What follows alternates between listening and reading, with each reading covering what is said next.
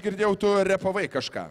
Vėl parašai eilėraštėlį, eilėraštuką. Neparašiau, bet dabar galiu surimuot ką nors. Surimok. Pavyzdžiui, medučio tačką lenkia vėja, kurią suremontavo autoservisų fėja.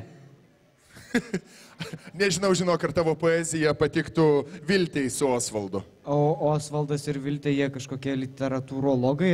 Ne, Tėvai projekto eiliuok su manimi komisijos nariai? Ne. Jie yra brolis ir sesė, jie yra grojikai ir dainininkai. Grojikai ir dainininkai. Taip, viena dainuoja, kitas akomponuoja smuiku. Ponės ir ponai. Daina Fėja, solistė Viltė Petrokaitė ir Osvaldas Petrokas. Vadovės Jovita Murauskaitė ir Dovilė Mikulienė. O kodėl jos dvi? Dvi, nes viena vadovauja smuikui, o kita vadovė vadovauja dainavimui. Gerai, aš tavo vadovė, tai eik iš scenos. Aš tavo smuikas. Oho.